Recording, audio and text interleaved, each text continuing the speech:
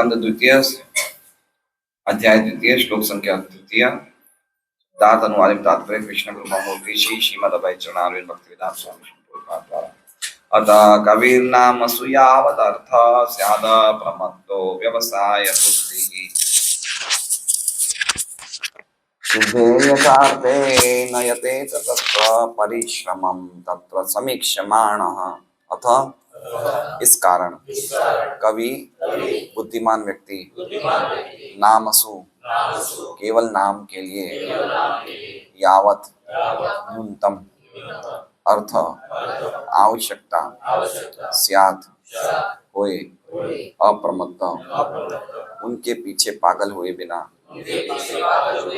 व्यवसाय बुद्धि बुद्धि पूर्वक स्थित सिद्धे सफलता के लिए अन्यथा अन्यथा अर्थे के हित में न कभी न कभी नहीं यतेत प्रयास करे तत्र वहाँ परिश्रमम कठोर श्रम तत्र वहाँ समीक्षमाणः व्यावहारिक दृष्टि से देखने वाला।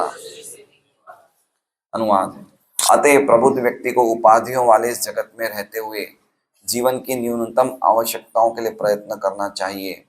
उससे बुद्धिमता पूर्वक स्थिर रहना चाहिए और अवांछित वस्तुओं के लिए कभी कोई प्रयत्न नहीं करना चाहिए, क्योंकि वो व्यवहारिक रूप में यह अनुभव करने में सक्षम होता है कि ऐसे सारे प्रयास कठोर श्रम के अतिरिक्त और कुछ नहीं होते। ओम अज्ञानतिमिरान्धस्य ज्ञानाञ्जनशलाकया चक्षुरुन्मिलितं येन तस्मै श्रीगुरवे नमः। नाम श्रेष्ठमनुमपि शचीपुत्रमत्र स्वरूपं रूपं तस्याकृतिं रूपरिं मातुरीं गोष्ठवाटिं राधाकुण्डं गिरिवरम् अहो माधवाशां प्राप्तो यस्य प्रतिकृपया श्रीगुरुं तं नतोऽस्मि वन्द्यं श्रीगुरुं चैतन्यपदकमलं श्रीगुरुन् वैष्णवांश्च श्रीरूपं सहगृजातं सहगणरघुनाथान्वितं सजीवं साद्वैतं सावधूतं परिजनसहितं कृष्ण चैतन्यदेवं श्रीराधा कृष्ण पादान् सहगणललिता श्रीशाखान्वितांश्च गुरु वैष्णव भगवान तीन स्मरण है विघ्न विनाशन अनायास है निर्वांचित पुरन। हरे कृष्णा कृष्णा कृष्णा हरे हरे हरे राम राम राम। अभी कुछ श्लोकों की संख्या ऐसी है कि हमारे लिए बहुत मुश्किल होगा इनको डाइजेस्ट करना। अगर हम मतलब वास्तव में अगर हम गंभीर नहीं है भक्ति में तो ये श्लोक हमारे लिए नहीं है, जो भी हम चर्चा करेंगे, क्योंकि ये श्लोक पर्टिकुलरली उनके लिए हैं जो गंभीर हैं। तो कुछ मुश्किलों का सामना करना पड़ सकता है जब हम इन श्लोकों को सुनेंगे। तब हो सकता है हमारे हृदय में कुछ भारीपना लगे हमें, लेकिन आप लोग सावधान रहिएगा। पहले श्लोक से बताइए तो थोड़ा सा हल्का हो जाएगा। अब आप लोग डिस्ट्रीब्यूशन में गए थे, एक्चुअली में क्या है कि मैंने इसलिए सब लेक्चर्स डाउनलोड किए थे कि आप थोड़ा थोड़ा सुन लेते ना, तो उससे पूरा लिंक बना हुआ रहता है। लेकिन मैं समझ सकता हूँ आप लोग 12 बजे तक डिस्ट्रीब्यूशन करते थे, तो आपकी भी मैं बात समझ सकता हूँ। इसलिए थोड़ा सा मैं आपको एक लिंक बता देता हूँ जिससे कि आप लोग को ईजी रह जाएगा। अगर इस श्लोकों को हम समझेंगे तो हमारा वास्तव में, अगर हम भक्ति में गंभीर हैं तो जीवन के प्रति हमारे समीकरण चेंज हो जाएंगे। हम लाइफ को कैसे देखते हैं, कैसे ऑब्जर्व करते हैं। और ये ना तो मैं बोल रहा हूँ, ना हमारे कोई दूसरे डिवोटी बोल रहे हैं, ये भागवत बोल रही है। तो हमें समझना चाहिए, अगर भागवत कोई चीज बोल रही है, जो परमहंस ग्रंथ है, जो एक सबसे ऊंचा ग्रंथ है, वो कुछ बोल रहा है, तो कितना हमारे लिए कितना वो हितकारी है, वो बोल रहा है। तो हम लोग सबसे पहले जो भक्त लोग, आप लोग दूसरे अध्याय से ही एब्सेंट थे क्या?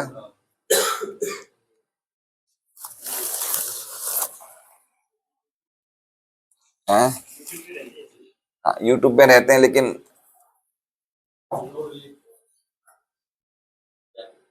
हम लोग एक बार ऐसा समझ कर लेते हैं कि देखिए, हम लोग दूसरे स्कंद में प्रवेश किए हैं, ठीक है? तो दूसरे स्कंद में प्रवेश करके सबसे पहले हम दूसरे स्कंद को भी थोड़ा सा, पहला अध्याय भी थोड़ा सा हम लोग आउटलाइन कर लेते हैं। और फिर दूसरा अध्याय तो हमने अभी शुरू किया ही है। तो पहले अध्याय में हम पहले से वापस चले जाते हैं, जिससे कि आप लोग वापस फ्रेशन अप हो जाएं, क्योंकि काफी वक्त 15 दिन बाद अटेंड कर रहे हैं। तो पहले अध्याय में जो पहले से 11 श्लोक थे, उन 11 श्लोकों में सुखदेव गोस्वामी परीक्षित महाराज के प्रश्न का उत्तर संक्षिप्त में देते हैं, भक्ति की श्रेष्ठता को बताते हुए संक्षिप्त में उत्तर दे रहे हैं। ठीक है, कोई भी विस्तार पूर्वक उत्तर नहीं दे रहे। जैसे उन्होंने कहा मरते टाइम क्या करना चाहिए, तो उन्होंने कहा कि भाई तस्मात् सर्वेषु कालेषु माम, नहीं क्या है, तस्मात् भारत सर्वात्मा भगवान ईश्वर हरि श्रोतव्य कीर्तितव्य च स्मर्तव्य च चितावयम्। और एक और श्लोक है जिसमें वो कहते हैं कि एतन् निर्विद्यमानानाम इच्छताम अकुतो वयम् योगिनाम निप्रणीतम हरेर नामानु। तो उन्होंने ये 11 श्लोक में बताया कि अल्टीमेटली व्यक्ति को क्या करना चाहिए। अल्टीमेटली जो व्यक्ति मरने वाला है उसे भगवान के नाम, भगवान की कथा के अलावा और कुछ उसका कोई ड्यूटी है वही सुनना चाहिए, वही बोलना चाहिए, वही स्मरण करना चाहिए। तो ये संक्षिप्त में बता दें कि भक्ति योग से बढ़कर कोई चीज नहीं है, ये पहले से 11 श्लोक में बता दिया। 12 से 14 श्लोक में उन्होंने बताया कि जब परीक्षित महाराज को ऐसा लगे कि भाई मेरे पास तो 7 दिन ही बचे, मैं भक्ति योग में करने में मेरे पास समय ही नहीं है, तो 12 से 14 श्लोक में बताया कि क्वालिटी ऑफ लाइफ देखनी चाहिए, ना कि क्वांटिटी। ठीक है, उन्होंने खटवांग का उदाहरण दिया था, है ना, कि भाई खटवांग महाराज तो खाली कुछ समय जिए थे, लेकिन फिर भी वो भगवत परम सिद्धि प्राप्त कर गए। इसलिए तुम्हारी लाइफ की क्वालिटी अच्छी होनी चाहिए, ना कि क्वांटिटी। 15वें से 39वें श्लोक पे उन्होंने सुखदेव गोस्वामी ने अष्टांग योग का वर्णन किया। कहां से कहां तक? 15 से 39 तक। पर्टिकुलरली उसमें भी जो 26वें श्लोक से 37वें श्लोक तक है, उसमें विराट पुरुष का वर्णन किया कि भगवान पाताल लोक है, भगवान के चरण के तलवे हैं, वो सब हमने सुना था। 26 से 37 श्लोक तक विराट पुरुष का वर्णन किया। 38वें श्लोक पे उन्होंने बताया कि विराट, अगर कोई वास्तव में मन का शुद्धिकरण चाहता है तो उसे विराट रूप पे ध्यान करना चाहिए। 39वें श्लोक में उन्होंने वापस टर्न ले लिया सुखदेव गोस्वामी ने कि अल्टीमेटली विराट रूप पे भी धारणा करने के बाद अगर आपका मन शुद्ध हो जाए तो आपको फिर भगवान नारायण या भगवान कृष्ण का डायरेक्ट चिंतन करना चाहिए, फिर विराट रूप पे करने की आवश्यकता नहीं है। यहाँ पे हम लोगों ने बहुत अच्छा श्लोक था, वो क्या कहते हैं, आखिरी श्लोक था ना 39वां, हाँ वही वही बहुत सुंदर श्लोक था वो श्लोक कि भगवान ही सत्य है और भगवान ही आनंद निधि है, तो भगवान का ही भजन करना, न यत्र सज्जेत यत आत्मपात, इनके अलावा और कोई चीज से आसक्ति मत रखना, नहीं तो आत्मा का पतन हो जाएगा। ये हमने दूसरे अध्याय के पहले अध्याय के आखिरी श्लोक में ये पढ़ा था। अब दूसरा अध्याय शुरू हो रहा है, तो दूसरे अध्याय में प्रश्न ये बनता है, लिंक पहले अध्याय से ये है कि भाई विराट रूप पे आपने धारणा करने को कहा, तो मुझे ये बताइए कि कौन से व्यक्ति ने विराट रूप पे धारणा करके सफलता प्राप्त करी, हमें कुछ प्रमाण दीजिए। तो उसके जवाब में सुखदेव गोस्वामी पहला श्लोक बोल रहे हैं। ठीक है, जो एब्सेंटीज हैं, जो नहीं रहते, एब्सेंट रहते, उनके लिए ध्यान से समझ लीजिए कि दूसरे अध्याय का पहला श्लोक किसके लिए कहा गया है? विराट रूप का ध्यान करने से किसको सफलता मिली, तो उसका एक एग्जाम्पल दे रहे हैं, उदाहरण दे रहे हैं। क्या कह रहे हैं कि पिछली बार सृष्टि के पूर्व ब्रह्मा जी ने ऐसे विराट रूप पे धारणा करके भगवान हरि को प्रसन्न किया, और इससे उनकी जो बुद्धि हुई वो पूरी तरह से निश्चय बुद्धि बनी, व्यवसायत्मिका बुद्धि बनी, और वो अमोघ दृष्टि वाले हुए, उन्हें यथार्थ ज्ञान प्राप्त हुआ, और उन्होंने ऐसे ऐसे का ऐसा विश्व का सृजन किया जैसा उन्होंने पिछली बार किया था। ठीक है, अब ये विराट रूप का जो ब्रह्मा जी ने एक तरफ क्या किया, ब्रह्मा जी ने विराट रूप का ध्यान किया, और दूसरी तरफ उन्हें मिला क्या? विराट रूप पे ध्यान करने से क्या मिला उन्हें? उनकी सृष्टि की रचना करने की स्मृति वापस आ गई। क्यों? क्योंकि उन्होंने विराट रूप का ध्यान करके भगवान हरि को तुष्ट कर लिया। तो विराट रूप का ध्यान करने से उन्होंने दुनिया बनाई, तो विराट रूप पे ध्यान करने का फल दुनिया बनाना है।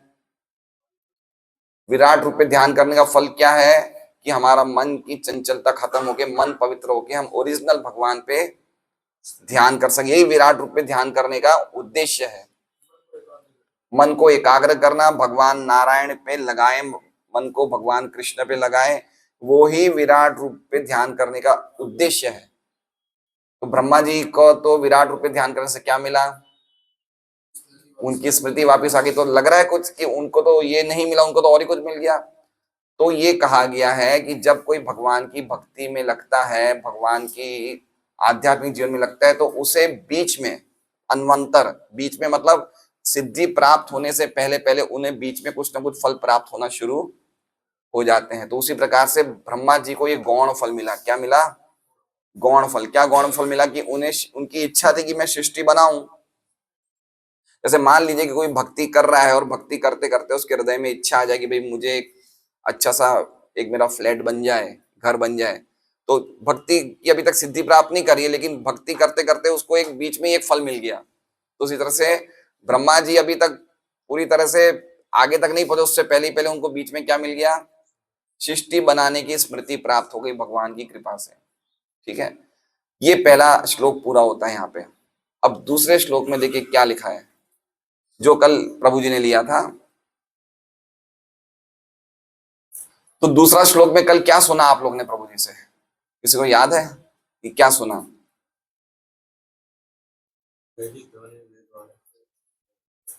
हाँ, बहुत सुंदर।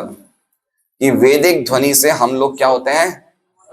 मोहित होते हैं। तो वो श्लोक का पहले वाले श्लोक से क्या लिंक है? आप समझ रहे हैं बात को? पहला वाला श्लोक क्या था? पहला वाला श्लोक क्या था मेरे प्यारे बंधुओं? अभी तो बोला मैंने, ब्रह्मा जी को सृष्टि की शक्ति स्मृति मिली, ये पहला श्लोक था। अब दूसरे श्लोक में क्या बता दिया? जैसे प्रभु जी बता रहे हैं कि वैदिक जो ध्वनि है वो मोहने मोहने वाली है। तो इससे पहले श्लोक का क्या लिंक हुआ? बहुत सुंदर, वेरी नाइस। क्या श्लोक क्या है? कि गौण फल से हमें आसक्त नहीं होना है, गौण फल से भी वैराग्य प्राप्त करना है। तो उससे संबंधित दूसरे से लेके 7वें श्लोक तक है। अब ये सब श्लोक है ना, योगियों के लिए है, भोगियों के लिए नहीं है। हमें क्या बनना है देख पहले नक्की कर लीजिए। भोगी कौन बनना चाहता है? योगी कौन बनना चाहता है? कुछ भी नहीं। रोगी क्या, कुछ तो बनो ना। योगी में हाथ उठा रहे ना भोगी में। हैं? योगी मतलब वही भक्ति योगी हो गया। मैं वही कह रहा हूं, योगी तो भाई योगी नाम अभी सर्वेशाम। तो भोगी कौन बनना चाहता है? कोई नहीं। योगी कौन बनना चाहता है? हाँ, तो खड़ा करिए हाथ। फिर उसमें अब क्या, उसमें अब जब निकल चले इस रास्ते में तो फिर शर्माना कैसा? तो सब योगी बनना चाहते हैं ना। तो दूसरे श्लोक से लेके 7वें श्लोक तक योग करते करते बीच बीच में कुछ फल मिलेंगे। उन गौण फलों से हमें वैराग्य रखना है, अटैच नहीं होना है। तो ये दो प्रकार से फल मिलते हैं, एक भगवान की भक्ति करने से और एक कर्म कांड करने से। तो दूसरे श्लोक से लेके 7वें श्लोक तक कर्म कांड करने से जो जो फल मिलेंगे उससे हमें पूरी तरह से, वो पूरा इंफीरियर मार्ग है, उससे अटैच नहीं होना है। हमें खाली मोक्ष के मार्ग पे ही आगे चलना है। तो ये 5 श्लोकों में 6 श्लोक, 2 3 4 5 6 7, समझ गए बात को? क्योंकि पहले पहले वाले श्लोक में बताया ना कि फल मिला उन्हें ब्रह्मा जी को। तो अब मान लीजिए किसी को इतना बड़ा फल मिल जाए कि पूरी दुनिया ही बनाने की उनको शक्ति मिल जाए, तो कितना बड़ा अटैचमेंट होगा ब्रह्मा जी का दुनिया के प्रति। सही बात है। हम समझ लीजिए अगर हमें एक बहुत बड़ा बंगला मिल जाए, बहुत ऐश्वर्य मिल जाए भौतिक जगत में, तो हम अटैच होंगे नहीं होंगे? भक्ति करते करते भी चांसेस है ना हमारा लड़खड़ाने की। तो ब्रह्मा जी को तो पूरी दुनिया ही मिल गई थी। तो इसलिए 6 श्लोक बताए जा रहे हैं कि इन गौण फलों में भी वैराग्य रखना, इनसे अटैच मत होना। क्योंकि अगर इनसे अटैच हो गए तो मन शुद्ध नहीं हो पाएगा, और मन शुद्ध नहीं हो पाएगा तो आपका जो परम जीवन का लक्ष्य है उसको आप साधित नहीं कर पाएंगे। ठीक है। तो दूसरे श्लोक में कल प्रभु जी ने लिया, बहुत ही सुंदर श्लोक था। उसमें क्या बताया कि कर्म कांड करने के लिए कौन बोलते हैं? वेद बोलते हैं। तो वेदों को भी, जो वेदों की जो ध्वनि है ना, वो क्या है? वो हमारे में क्या उत्पन्न करती है? मोह उत्पन्न करती है। तो हम खाली एक बार दूसरा श्लोक जो है उसको, उसके शब्दों को समझ ले जरा। कुछ थोड़ा समझ में आया पिछली बातें जो बताई मैंने? हैं? अब देखिए क्या लिख रहे हैं ये।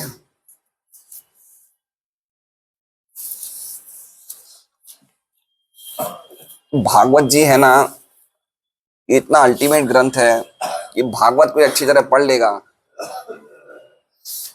तो फिर उसको और कहीं मन नहीं लगेगा।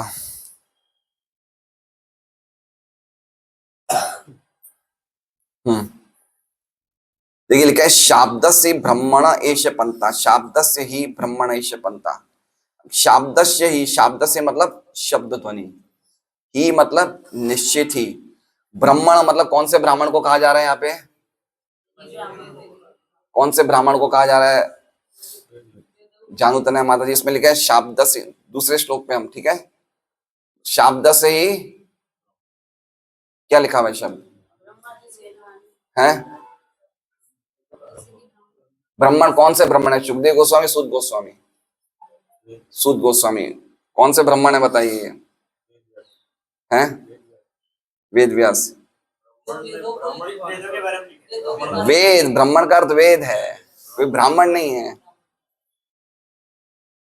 शब्द से ही ब्राह्मण, ब्राह्मण शब्द ब्रह्म, वेदों को कहा जाता है शब्द ब्रह्म। ब्रह्म का अर्थ है, इसमें जो ब्राह्मण है वो क्या है? वेद ही है। तो वेदों की जो वाणी है कैसी है? शब्द से, शब्द से मतलब शब्द ब्रह्म जो वेद है, ही निश्चित ही एश पंथा, एश पंथा मतलब पंथ का अर्थ देखिए क्या लिखा हुआ है? मार्ग। तो वेदों का मार्ग कैसा है? जो हमें कर्म के फलों के प्रति बोध कराता है। बोध मतलब समझ रहे हैं? जैसे वेदों का मार्ग कैसा है कि बोलेंगे वेद बोलेंगे कि देखो भाई, अगर तुम ये चतुर्मास करोगे ना तो तुम्हें क्या मिलेगा? अक्षय फल मिलेगा। क्या मिलेगा? अक्षय फल। तो हमारे कर्मों के फलों के प्रति वो बोध कराते कि भाई तुम्हें इतना मिलेगा। उससे क्या होता है? हम लोग उनके प्रति आकर्षित होते हैं कि अक्षय फल मिलने वाला है, लेकिन फल अक्षय नहीं होता है। तो वेद ऐसा क्यों बोलते हैं? इसलिए बोलते हैं कि कम से कम, क्योंकि जीवात्मा जब जगत में आता है तो भगवान का या उनको परम सत्य का कोई ज्ञान नहीं होता है। तो वेद हमें क्या करना चाहते हैं? शुभ कार्यों में लगाना चाहते हैं कि हमारा कुछ शुभ कार्य बढ़े। तो शुभ कार्य में करते करते कहीं ना कहीं हमारे भक्ति के कुछ छोकन लग जाएगी, है ना। कर्म कांड में अल्टीमेटली भगवान के नामों का उच्चारण होता है जिससे कुछ ना कुछ हमारी भक्ति शुरू हो जाए। तो वेद क्या करते हैं? हमें शुभ कार्यों में लगाते हैं भाई, कहीं ना कहीं इस ये चतुर्मास करेगा तो कुछ ना कुछ इसके शुभ कार्य बढ़ेंगे, तो इस बहाने धीरे धीरे भगवान की भक्ति तक आएगा। लेकिन होता क्या है? वेदों की जो ध्वनि है वो कैसी है? वो हमें मोहने करने वाली। देखिए क्या लिखा है, यन नाम भीर ध्यायति धीर अपार्थे, यन नाम भीर ध्यायति धीर अपार्थे। तो जब वेद इस तरह की बातें करते हैं कि अगर तुम चतुर्मास करोगे तो कहाँ जाओगे? स्वर्ग में जाओगे। तो ये यन नाम भी मतलब ये स्वर्ग लोक का जो नाम है ना, नाम सुनते ही ध्यायति धीर, हम ध्यायति मतलब भ्रमण करने लगती है। क्या भ्रमण करने लगती है? धीर मतलब बुद्धि। और किन चीजों पे भ्रमण करने लगती है? अपार्थे। अपरथे का मतलब समझ रहे हैं? अर्थ मतलब, अर्थ मतलब सुख या अच्छा, हमारा जो अर्थ है जीवन का। और अपर्थ मतलब जो अर्थ को ढक देता है, जो अर्थ को रोक देता है। देखिए कोई भी चीज के आगे अप लग जाएगा ना तो चीज रुक जाएगी। जैसे अपराध किसे बोलते हैं? आराधना में किया गया गड़बड़, तो वो क्या हो गया? अपराध। अपमान, आपके मान को बांधने वाला, रोकने वाला क्या हो गया? अपमान। तो इसमें लिखा है अपअर्थ। अपअर्थ मतलब अर्थ और अप, तो क्या हो गया? व्यर्थ हो गया। सच्ची चीज जो मिलनी चाहिए वो नहीं मिल रही है, वो रुक गई है। तो अप और अर्थ का मतलब क्या हो गया? व्यर्थ। तो क्या हो गया? वेद की वाणी सुनने से व्यक्ति सुनता है तो क्या होता है? उसकी जो धीर, धीर मतलब उसकी बुद्धि ध्यायति अपार्थे, उसकी बुद्धि ऐसी चीजों में चली जाती है जिसका कोई अर्थ ही नहीं है। समझ रहे बात को? ये नामों की दुनिया है भाई। किसकी दुनिया है ये नामों की दुनिया है। यन नाम भीर, जैसे आपने सोचा स्वर्ग लोग जाएंगे तो नाम सुनने ही कुछ हुआ ना, स्वर्ग जाएंगे। जैसे मान लीजिए कि अगर हमें रामेश्वरम जाना है, जाएंगे ना भी रामेश्वरम। अब अगर हमने आज अनाउंस कर दिया कि रामेश्वरम सब फ्लाइट से जाएंगे, तो फ्लाइट सुनते ही मन हमारा मोहक हो गया, नहीं हो गया? फ्लाइट से जाएंगे, और अगर यही बोला जाए कि रामेश्वरम जनता ट्रेन से जाएंगे 3 दिन लगेंगे, तो कैसा हो जाएगा? हमारा चेहरा लटक जाएगा। तो समझ रहे हैं, ये नामों की दुनिया है।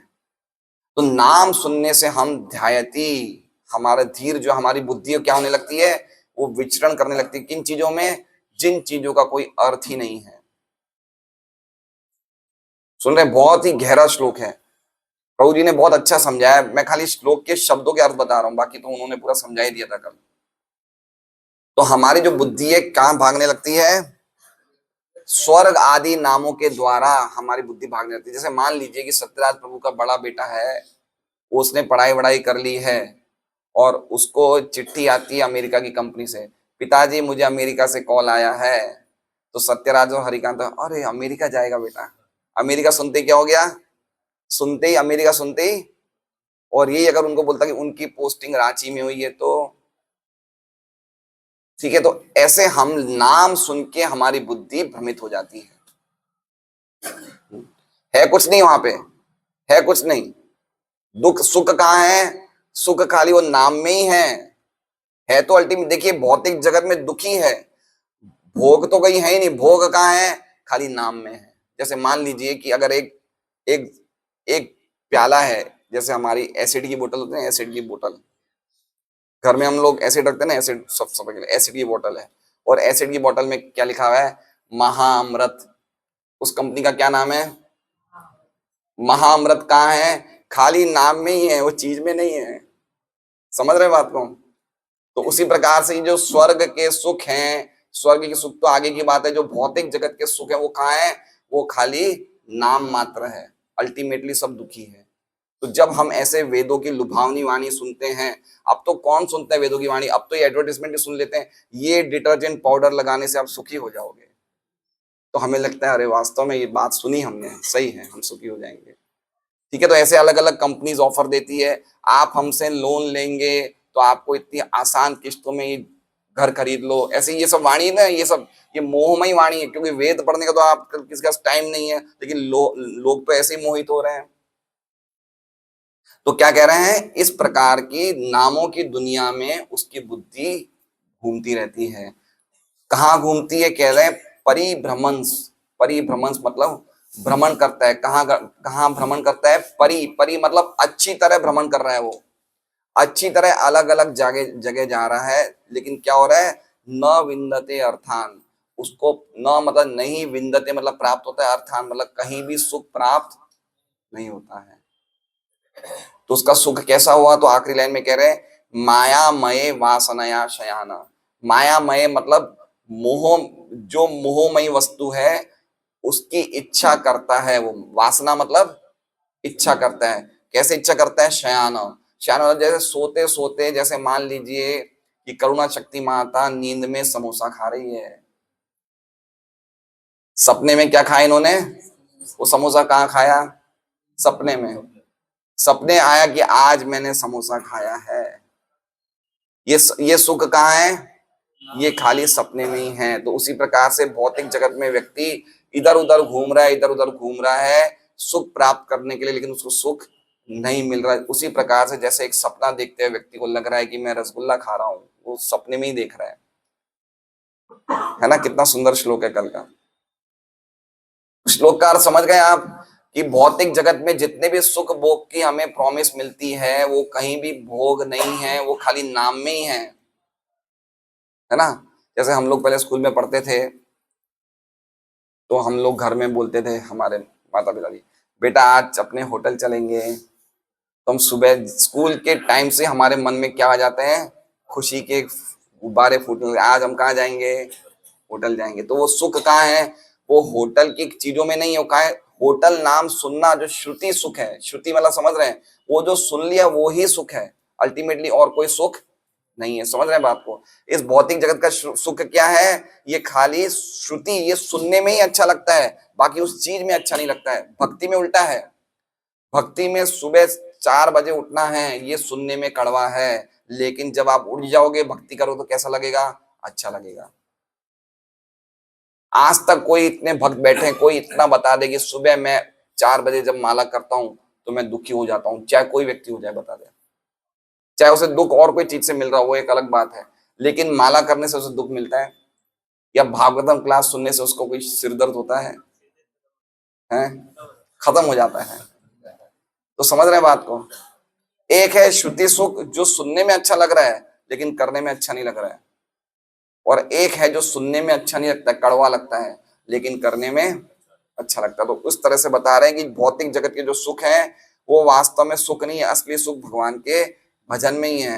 हरे कृष्णा कृष्णा कृष्णा हरे हरे, हरे राम राम राम हरे। तो बहुत ही सुंदर श्लोक था ये। जैसे मान लीजिए अभी हमारे पीएनबी के ऑफिसर शरीन साहब अभी इनको पता चल जाए कि मेरी पीएनबी का ब्रांच अमेरिका में है, लंदन में, मेरी लंदन में पीएनबी में पोस्टिंग हो गई। कहाँ हो गई? लंदन में। और मुझे इतना प्रमोशन मिला है। अब ये यहाँ सुनते ही क्या हो गया, ये खुश होना शुरू हो गए। लेकिन उसके लिए इन्हें क्या करना पड़ेगा? इन्हें बॉम्बे में वीजा सेंटर पे आगे लाइन लगानी पड़ेगी, है ना? मिल क्या रहा है इन्हें? कष्ट मिल रहा है, लाइन लगाए। हम लोग, मुझे अच्छी तरह याद है, 10-11 साल पहले अमेरिका के लिए वीजा लेने गए थे, इतनी लंबी लाइन थी वीजा की। कष्ट भोग रहे हैं, लेकिन हमें सुनने में लग रहा है मैं कहाँ जाऊंगा? लंदन जाऊंगा। मिलेगा क्या? वही चीज मिलेगी जो यहाँ मिल रही है, लेकिन हमें सुनने में अच्छा लग रहा है। तो ये बताया है कि यहाँ पे कहीं भी कोई प्रकार का सुख नहीं है भौतिक जगत में। कोई भी भोग, एक्चुअली में भोग खाली नाम ही है, वो अल्टीमेटली सफरिंग ही है, सुख तो है ही नहीं यहाँ पे। अब आगे आज का जो श्लोक है वो बताना चाह रहा है कि भाई आप हमें कह रहे हो कि भोग भोगो ही मत, ये सब कुछ ही सपना जैसा है। सही बात है ना भाई? सभी कुछ नाम की दुनिया है, यहाँ तो कोई प्रकार का भोग सुख है ही नहीं, तो फिर हम क्या खाए पिए भी नहीं क्या?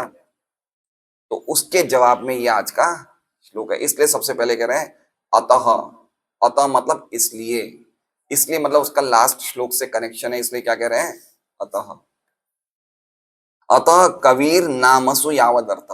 अतः कबीर, कवि मतलब कवि सम्मेलन वाला कवि नहीं, कवि मतलब बहुत बुद्धिमान व्यक्ति, जिसमें विवेक है, जो समझता है कि मैं जो कर रहा हूं उसमें क्या फायदा है। वो चुनाव करता है कि जो चीज अच्छी है मुझे वही ग्रहण करनी है, और जो चीज में कोई दम नहीं है वो मुझे हटा देना है। उसमें कैसे क्वालिटीज आ जाती है? हंस की क्वालिटी आ जाती है।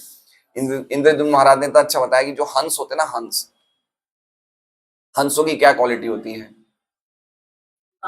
उन्होंने बताया है, उन्होंने क्या बताया कि बोले अगर आप एक एक छोटे से तालाब में चले जाओ और वहां तालाब के किनारे पे हंस हंस है, किनारे पे खड़ा हुआ है हंस, आप क्या करो, उस तालाब में एक लोटा दूध डाल दो। क्या डाल दो? तो दूध में क्या, वो तालाब के पानी में दूध मिक्स हो जाएगा। बोले अब अगर वो हंस वो पिएगा तालाब वाला पानी, तो वो क्या करेगा? एक बार तो क्या कर रहा है, पानी और दूध दोनों मिक्स कर ले रहा है, दूध और पानी दोनों पी जाता है, पूरा मिक्सचर पी जाता है, लेकिन बाद में अपने नॉस्ट्रिल से, अपने नथुनों से वो पानी को निकाल लेता है, और खाली किसको ग्रहण करता है? दूध को ग्रहण करता है। तो प्रबुद्ध कवि का अर्थ हो गया है जो जीवन की सर्वश्रेष्ठ चीज को ले लेता है, बाकी सबको छोड़ देता है। चुनाव करने की शक्ति, विवेक शक्ति, कि मेरे जीवन में क्या चीज आवश्यक है, मैं उसी पे ध्यान दूं। तो कह रहे अतः कबीर नामसु यावद अर्थ। इसलिए अतः कवि जो प्रबुद्ध व्यक्ति है उसे नामसु यावद अर्थ। नामसु मतलब पिछले पिछले श्लोक में नाम का क्या बताया था कि नाम क्या है? ये खाली भोग है, खाली जो नाम में ही है। तो उसी चीज को कंटिन्यू करते हैं कि नाम मात्र के भोगों में, भाई भोग तो है, नाम मात्र के भोगों में यावत अर्थ, यावत अर्थ मतलब जितनी कम से कम आवश्यकता है उसी से निर्वाह कर लो भैया।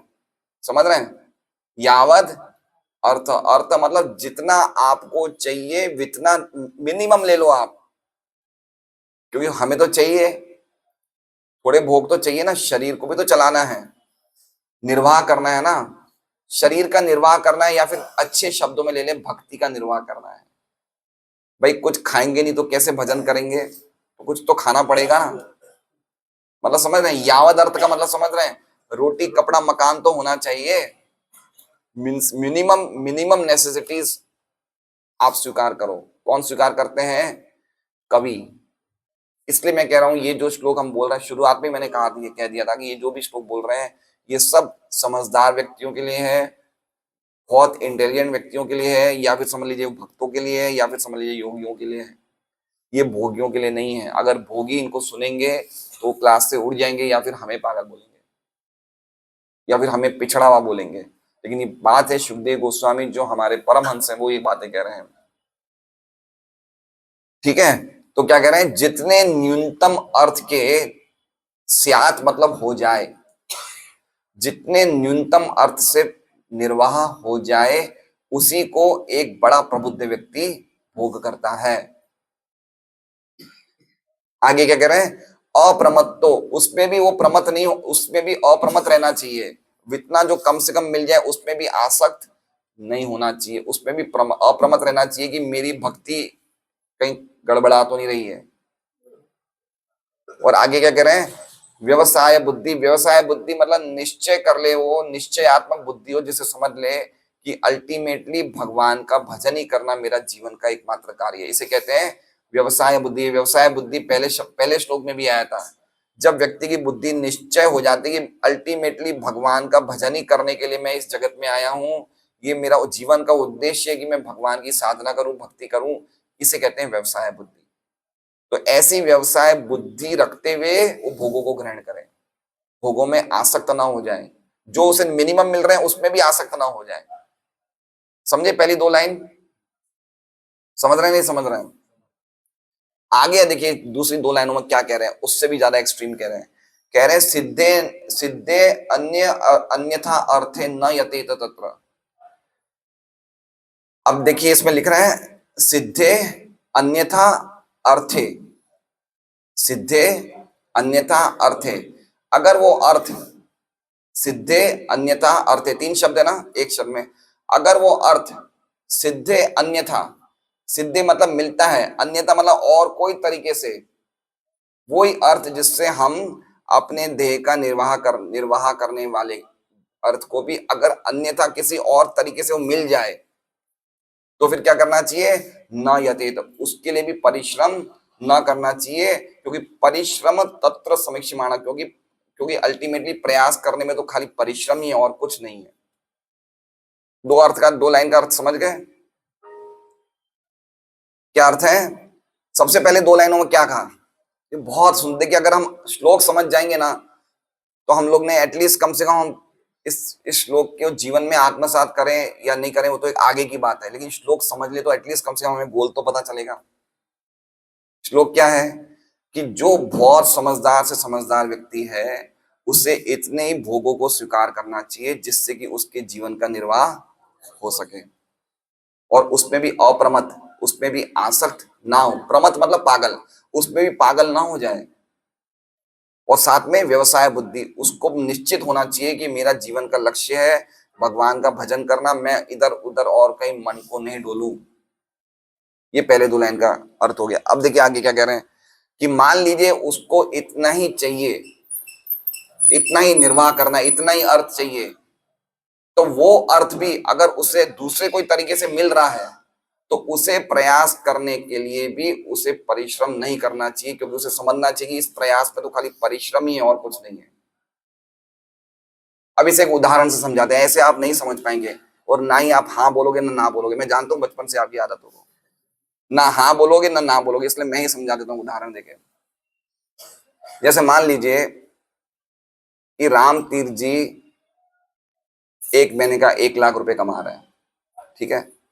अब ये बन गए योगी। मैंने पहले ही बोल दिया कि ये सब श्लोक जो सुखदेव गोस्वामी कह रहे हैं किसके लिए कह रहे हैं? योगी के लिए। अब ये क्या बन गए हैं? योगी। योगी मतलब अब ये भक्ति में प्रगति करने के उन्होंने दृढ़ व्यवसाय बुद्धि बना दी कि मुझे भक्ति में ही प्रगति करनी है। अब इन्हें 1 लाख कमाने के लिए सुबह 9 बजे से लेकर रात के 9 बजे तक 12 घंटा इन्हें मेहनत करनी पड़ती है ना। अब ये देख रहे हैं कि अगर मैं 12 घंटा यहाँ पे प्रयास करूंगा, देखिए इसमें एक बहुत अच्छा शब्द है न यतेत। न यतेत मतलब समझ रहे हैं? प्रयास नहीं करना चाहिए किस चीज में? किस चीज में? ज्यादा पैसा इकट्ठा करने में प्रयास नहीं करना चाहिए। तो प्रयास कहीं तो करना पड़ेगा। तो जब व्यक्ति भक्ति में प्रयास करता है तो दूसरी चीजों का प्रयास अपने आप कम हो जाता है। प्रयास तो उसे करना ही पड़ेगा। पहले पहले स्कंद में एक श्लोक आया था, याद है, तस्सेव हेतु प्रयते तपोविदो। उसे उसी हेतु के लिए प्रयास तो करना ही है। तो जब व्यक्ति आध्यात्मिक मार्ग में प्रयास करेगा तो ऑटोमेटिकली उसको भौतिक मार्ग में प्रयास कम करने पड़ेंगे। अब ये 12 घंटे प्रयास कर रहे हैं और कमा रहे हैं कितना? 1 लाख। तो ये क्या देख रहे हैं कि मुझे जितना भक्ति में समय चाहिए प्रयास करने के लिए वो मुझे नहीं मिल रहा। तो ये और इनकी वाइफ नीलम माता जी एक दिन बैठ गए पलंग पे, देखो जी, अपने घर का खर्चा अगर अपने ईमानदारी से देखें तो अपना घर का खर्चा कितना है? 20,000। ठीक है, अब अपने को महीने में 20,000 रुपए चाहिए, अपने कितना मिल रहा है? 1 लाख। हमें 80,000 ज्यादा मिल रहा है, लेकिन उसके चक्कर में हमें क्या कुर्बानी देनी पड़ रही है? हमारे समय की कुर्बानी देनी पड़ रही है। तो क्यों ना हम ऐसा करें, अगर हम कोई 3 घंटा 4 घंटा कोई ऐसा काम कर लें जिसमें हमें 20,000 मिल जाए महीने का, तो हमें बाकी टाइम भक्ति के लिए मिलेगा। तो इन्होंने क्या किया, इन्होंने अपने व्यापार को छोटा छोटा कर दिया, और इतना छोटा कर दिया कि भाई मैं 3-4 घंटा काम करूंगा मुझे क्या मिल जाएगा? 20,000। अब ये 20,000 में इनको काम, तो इनको कितने घंटे बच गए? 8 घंटे बच गए। अब 8 घंटे में हरि नाम करे, कीर्तन करे, भजन करे, भागवत पढ़े, प्रचार करे, कुछ भी करे, इनको समय मिला नहीं मिला? अब देखिए दूसरी लाइन का क्या कहने का अर्थ है। अब मान लीजिए राम तीर्थ जी के पास कोई ऐसी एफडियां हैं या कुछ ऐसी सेविंग्स करी हुई है कि वो उनको महीने का 20,000 खाली उनसे अपने आप ही मिल रहा है, तो फिर इन्हें 4 घंटा भी काम नहीं करना है। देख लिया आपने, ये लिखा हुआ है, ये मैं नहीं बोल रहा हूं, भागवत बोल रही है। कितनी गहरी बातें कह रही है। देखिए लिखे सिद्धे अन्यथा अर्थ है। अगर आपको अन्यथा दूसरे तरीके से वो छोटा वाला अर्थ भी मिल रहा है तो उसमें भी परिश्रम मत करो, क्योंकि परिश्रम, कोई भी व्यक्ति प्रयास करता है तो वो खाली परिश्रम ही, और कुछ नहीं है। वो परिश्रम का मतलब समझ रहे हैं? अच्छा श्रम। देखिए शब्द मीनिंग में क्या लिखा है? कठोर श्रम, है ना। परिश्रम करनी एक्चुअली में मनुष्य जीवन, लोग कितना पागल हो जाते हैं सुबह से लेकर शाम तक, किसके लिए परिश्रम कर रहे हैं बताइए? एक शरीर को चलाने के लिए परिश्रम कर रहे हैं। देखिए उसे अज्ञानता तो देखिए, एक शरीर को चलाने के लिए कितना परिश्रम, वो शरीर जो आज ना कल गिरने वाला है उसको चलाने के लिए कितना परिश्रम कर रहे है ना। और परिश्रम हमारा क्या होना चाहिए? परिश्रम करना है, किसमें करना है? भगवान की भक्ति में परिश्रम तो करना ही है। लेकिन दो परिश्रम एक साथ नहीं चल सकते। कोई अगर 8 से 10 घंटा काम करेगा तो भक्ति में परिश्रम नहीं कर सकता, उसकी एनर्जी तो चली गई, पूरी एनर्जी तो चली गई उसकी, काम टाइम चला गया, एनर्जी, वो क्या परिश्रम करेगा? इसलिए आप मुझे कुछ मत बोलना, मैंने पहले ही बोल दिया था कि ये मैंने नहीं बोला, ये सुखदेव गोस्वामी कह रहे हैं, भागवत में कह रहे हैं सिद्धे अन्यथा अर्थ है। अन्यथा में दूसरे तरीके से आपको अर्थ मिल रहा है तो आप वो परिश्रम भी मत करो, आप पूरी तरह लग जाओ। ये इतने स्ट्रॉन्ग शब्द है सुखदेव गोस्वामी के। तो ठीक है, ये समझ गए आप लोग अर्थ?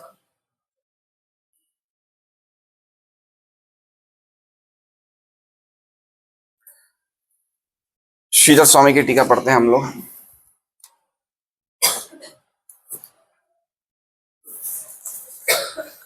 इसलिए ज्ञानी पुरुष को नाम मात्र के सुख के पदार्थों में उसको प्रयोजन नहीं करना चाहिए। खाली देह निर्वाह अर्थ जितना हो जाए उससे ही उसको प्रयास करना चाहिए, वो भी सावधान होते हुए, बिना कोई बिना कोई आसक्त हुए पदार्थ में।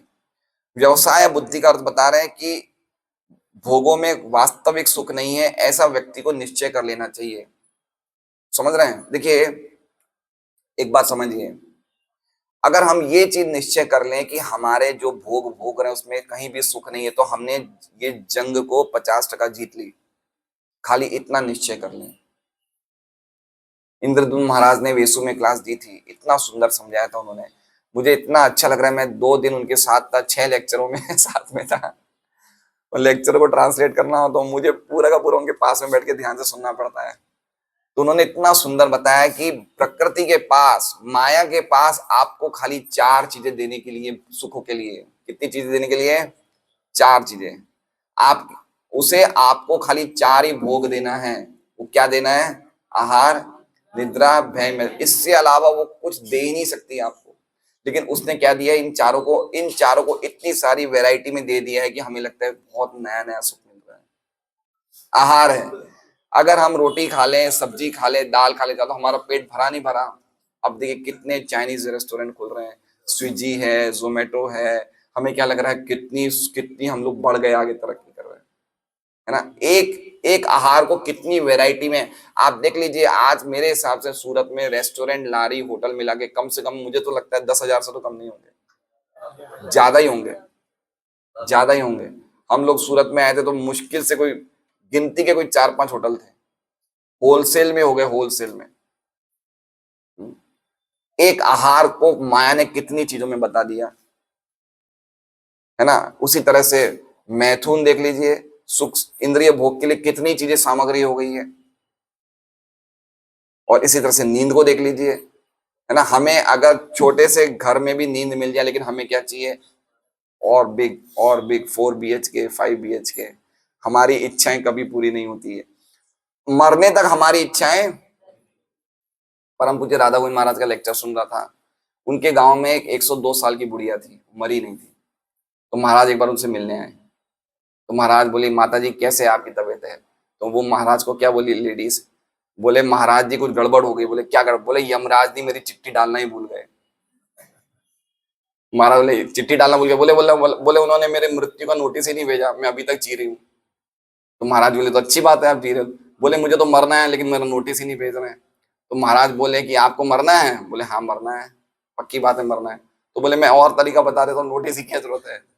तो बोले, महाराज बोले कि देखो यहाँ पे एक तार है बिजली का, ये सड़क घर के बाहर एक बिजली का तार, तुम उसे छू लो मर जाओगी। बोले, ऐसे थोड़ी मरूंगी मैं। तो कोई भी व्यक्ति मरना नहीं चाहता है, आखिरी टाइम तक उसकी इच्छाएं ऐसी की ऐसी रह जाती है, उसकी इच्छाएं पूरी नहीं होती है, चलती रहती है। इसलिए कह रहे हैं हमने इतनी ज्यादा आहार, निद्रा, भय, मैथुन में इतना ज्यादा माया ने हमें फंसा दिया है कि हम इससे ऊपर ही नहीं आ पा रहे हैं। और हम क्या कर रहे हैं? वो ही चीजों को पुनः पुनः चर्वित चर्वणानाम, उन्हीं चीजों को चबा रहे हैं। महाराज ने इतना सुंदर समझाया है, समझ रहे हैं? जैसे मान लीजिए कि आज आज जैसे मान लीजिए सहदेव प्रभु ने मंचूरियन खाया, इनको क्या लगा? बड़ा टेस्टी लगा। अब मंचूरियन के संस्कार कहाँ इनके फंस गए? हृदय में। एक महीने बाद वही संस्कार वापस बोलेंगे, मंचूरियन खाओ सर्वदेव। अब वही चीज वो वापस खा रहे हैं ना वही चीज। तो इसी तरह से जो भोग, आहार, निद्रा, भय में तो नहीं, ये वही की वही चीज हमें संस्कारों से वापस मिल रही है। हमें वही हमारे हृदय के इंप्रेशन हमें फोर्स कर रहे हैं कि ये चीज करो। तो हम क्या कर रहे हैं? वो की वही चीज रिपीट कर रहे हैं। इसलिए व्यवसाय बुद्धि का अर्थ समझ लेना चाहिए। श्रीधर स्वामी कह रहे हैं कि इन चीजों में कहीं भी कोई सुख नहीं है, ये खाली आपको इस शरीर के निर्वाह के लिए ले लो जितनी चाहिए आपको, बस उसके अलावा और इसमें पढ़ो ही मत आप। विश्वनाथ चक्रवर्ती ठाकुर की हम टीका पढ़ते हैं।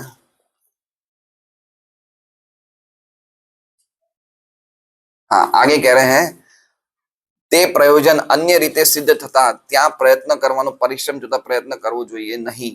अगर वो प्रयोजन मतलब वो अर्थ हमें और कोई तरीके से मिलता है तो हमें उस इतना टाइम में भी जो परिश्रम करना पड़ रहा है, उस परिश्रम को देखते हुए हमें इतना भी प्रयास नहीं करना चाहिए। मान लीजिए राम दीदी 4 घंटा काम करेंगे तो उसमें तो परिश्रम तो होगा ना, हो सकता है परिश्रम ज्यादा हो। लेकिन अगर इनके पास कुछ FD है और उससे इनको महीने का 20,000 मिल रहा है तो वो भी क्यों करें? बात तो यही है ना, उस परिश्रम तो है। आप समझ रहे हैं हम लोग किस साइड जा रहे हैं? हम लोग कहाँ हमें भागवत जी लेके जा रही है? हम समझ रहे हैं बात को? जो लोगों को अफसोस हो रहा है कि हम यहाँ क्लास में क्यों बैठे हैं, अब वो एक अलग बात है, लेकिन भागवत जी हमें कहाँ ले जाना चाहती है देख लीजिए, किस स्टैंडर्ड पे भागवत ले जाना चाहती है। अब हम बैठ तो गए नाव में, अब क्या करें हम? खाली भागवत को पढ़ते रहिए, जैसा बोल रही है वैसा करते रहिए, तो हम तो निश्चित जाएंगे, कोई डाउट नहीं है इसमें। क्या बताया जा रहा है देखिए, कौन व्यक्ति बताएगा इसमें यहाँ बैठा है कि उसे 12 घंटे दुकान में जाके उसे बड़ा आनंद आता है? कौन व्यक्ति हाथ खड़ा कर दे? कि 12 घंटा नौकरी करके 12 घंटा दुकान में काम करके शाम को जब वो आता है तो बड़ा खुशी से आता है। यस, कौन व्यक्ति ऐसा बताइए? कोई नहीं है, किसी को सुख नहीं मिलता है। आत्मा का स्वभाव ही नहीं इतना काम करना। मनुष्य जीवन मिला ही नहीं इतने काम करने के लिए। मनुष्य जीवन इतने परिश्रम के लिए नहीं मिला है। ऋषभ भगवान कहते हैं ना, कौन सा श्लोक है? नायम देहो देह भाजराम लोक कष्टान कामान अर्हते विभुजा में। ये शरीर उन सुखों के लिए नहीं मिला है जो सुख तो कुत्ते और सुअर को ऐसे मिल जाता है। उन शरीर को, उस सुख को प्राप्त करने थोड़ी ये शरीर मिला है। तो समझना चाहिए कि क्या ये श्लोक बोलना चाहता है। श्री विश्वनाथ चक्रवर्ती ठाकुर की हम टीका पढ़ते हैं, लेकिन ये बातें उनके सामने ही कही जानी चाहिए जो वास्तव में गंभीर हैं। प्रभुपाद के तात्पर्य में आएगी ये बात। इसलिए मैंने आप लोग से पूछे थे, आपने योगी के लिए हाथ उठाया, इसलिए मैं बोल रहा हूँ आप लोगों को। अब मैं कुछ नहीं करूंगा, आपने बोला था हम योगी हैं। विश्वनाथ चक्रवर्ती ठाकुर कहते हैं कि अच्छा, ये विश्वनाथ चक्रवर्ती ठाकुर भागवत का एक और श्लोक का वर्णन कर रहे हैं जो ऐसा ही श्लोक है। अब जैसे कोई व्यक्ति बोल सकता है ना कि भाई हमें आप कुछ भी करने को नहीं बोले तो करें क्या? तो विश्वनाथ चक्रवर्ती ठाकुर भागवत का एक पुराना श्लोक जो हम पढ़ चुके हैं उसको उद्धृत कर रहे हैं। कह रहे हैं कामस्य नेन्द्रिय प्रीतिर लाभो जीवित यावता जीवस्य तत्व जिज्ञासा नार्थो यश्य कर्म। ये सेम श्लोक है। क्या कह रहे हैं? कामस्य नेन्द्रिय प्रीतिर, हमारी जीवन की इच्छाएं, कामस्य नेन्द्रिय प्रीतिर, वो इंद्रिय प्रीति के लिए नहीं होनी चाहिए। लाभो जीवित यावता, जो भी हमें इंद्रिय प्रीति मिल रही है खाली जीवित यावता, जितना जी सके उसके लिए काफी है। करे क्या फिर? क्यों हमें जी रहे हैं? तो कह रहे हैं जीवस्य तत्व जिज्ञासा। जीव का एकमात्र काम क्या है? भगवान की जिज्ञासा, बस। उसका और कोई काम है ही नहीं। उसका भगवान के बारे में जानना, उनके बारे में रिसर्च करना, उनके बारे में जानकारी प्राप्त करना, ये उनका काम है। और कोई काम है ही नहीं उसका। और उसके लिए उसको इतने ज्यादा समय की आवश्यकता है कि उसको 24 घंटे भी कम पड़ते हैं। अगर कोई व्यक्ति पूरी तरह से भक्ति में लग जाए तो उसको लगेगा मेरे 24 घंटे कैसे निकल गए पता ही नहीं चल रहा है। और अभी हमें 24 घंटे निकालना भारी हो रहा है। हम तो 16 माला में 2 घंटे ही निकालना भारी हो रहे हैं हमें। इसलिए तो हम काम पे जाते हैं, हमें लगता है वहां कुछ और ज्यादा सुख मिल जाएगा। लेकिन जो व्यक्ति भक्ति में लगा हुआ है उसको इतना सुख मिलता है कि उसे 24 घंटे भी कम पड़ते हैं। इसलिए कह रहे हैं जीवस्य तत्व जिज्ञासा। जीव एकमात्र तत्व जिज्ञासा, परम सत्य की जिज्ञासा के लिए बना है। नार्तो यश्चय कर्म भी, और इसका कोई दूसरा उद्देश्य, अपने कर्मों को करने का और पीछे कोई दूसरा उद्देश्य होना ही नहीं चाहिए। और एक और श्लोक है, तस्सेव हेतो प्रयततो कोविदो। आप पॉइंट ये बोलना चाह रहे हैं कि जो आपको भोग चाहिए अगर आपके इस भाग्य में लिखे तो मिलेंगे ही मिलेंगे। मिलेंगे, नहीं मिलेंगे ऐसा नहीं, मिलेंगे निश्चित, उसमें कोई डाउट नहीं है। तो आप परिश्रम करो, किसके लिए करो? भक्ति के लिए करो। दूसरे जन्म में मां के घर में किस किस को प्रवेश करना है? हाथ खड़ा करें। जो व्यक्ति वापस जन्म मां के घर में प्रवेश करना चाहता है हाथ खड़ा करें। जो नहीं करना चाहता हाथ खड़ा करें। अरे वाह। तो अब जो नहीं करना चाहता ये उनके लिए चेतावनी है। ये श्लोक किनके लिए है? जो वापस पुनर्जन्म नहीं चाहते उनके लिए श्लोक है। समझ रहे हैं बात को? आगे कह रहे हैं कि व्यक्ति को वितने ही भौतिक चीजों को स्वीकार करना चाहिए जो खाली यावद अर्थ, जो बॉडी को सपोर्ट कर सके। यावद अर्थ का क्या क्या अर्थ बता रहे हैं? आपका शरीर 5 महाभूतों से बना है तो उसको कुछ सपोर्टिंग चाहिए। तो इतना ही आप लीजिए जितना आपको बॉडी को, ये गीता जी में भी लिखते हैं, निराशीर त्यक्त शारीरम केवलम कर्म। आगे क्या कह रहे हैं?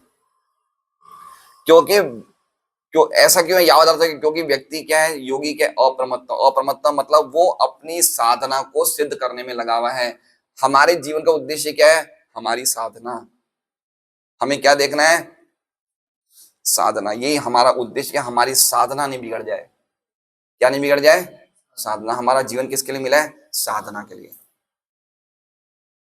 साधना का अर्थ मतलब समझ हैं? साध्य को सिद्ध करने की प्रक्रिया को क्या बोलते हैं? साधना। तो साध्य क्या है? भगवत प्रेम प्राप्त करना है, भगवत प्राप्ति करना है, उसके लिए हमें क्या करना है? साधना। तो ये जीवन ही हमारा साधना बन जाए, एक एक क्षण वेस्ट ना हो, जीवन साधना बन जाए। अच्छा, जो लोग, एक बात और है इसमें, मान लीजिए जो लोग भोगों में लगे हुए हैं, अपार्थ है, हमने सुना था ना पिछले श्लोक में, वो लोग सुखी हैं क्या? सुखी हैं? आप देख लीजिए, जो लोग अपना समय अननेसेसरी चीजों में लगाए हुए हैं, है ना। अब कोई व्यक्ति अगर अच्छा घर बनाएगा तो बाथरूम में जगुआर की फिटिंग लगाएगा, वो जगुआर की नल खराब हो गई, 2000 की प्लम्बर को बुलाएगा, टाइम जाएगा नहीं जाएगा, है ना। कितने लोग तो इन्हीं चीजों से ऊपर नहीं उठ पाते, है ना। घर बड़ा बना लेंगे, काम वाली नहीं आएगी, कितना चेहरा लटकेगा। अरे आपको जब सोना ही 6 फुट पे है, 3 फुट पे, तो भाई छोटा ही घर ले लो, है ना। पॉइंट समझ रहे हैं बात को? फिर हमें क्यों 4 बेड हॉल किचन का रूम, 5 हॉल रूम, ऐसा क्यों बड़ा चाहिए? छोटे में से छोटा घर में कितना आसान है, घर में साफ साफ, जहां घर में साफ सफाई नहीं रहती वो क्या है? तमोगुण के लक्षण है। बड़ा घर ले लेंगे तो साफ सफाई नहीं होगी तो क्या होगा? पूरा दिमाग तो हमारा ध्यायत ही हमारा दिमाग तो उसमें ही चलेगा। इसलिए कह रहे हैं शरीर को सपोर्टिव करने के लिए कुछ अर्थ की आवश्यकता है, और अपनी साधना के प्रति पूरी तरह से जागृत रहना, इसलिए कह रहे हैं अपरमत्ता। यद्यपि कोई व्यक्ति बहुत सारी ऑब्स्टिकल्स को क्या बोलते हैं हिंदी में? बाधाएं। अगर कोई व्यक्ति बहुत सारी बाधाएं देखता है तो भी वो अपने साधना से हिलता नहीं है, इसे कहा गया है व्यवसाय बुद्धि। देखिए कितने अलग अलग अर्थ बता रहे हैं आचार्य।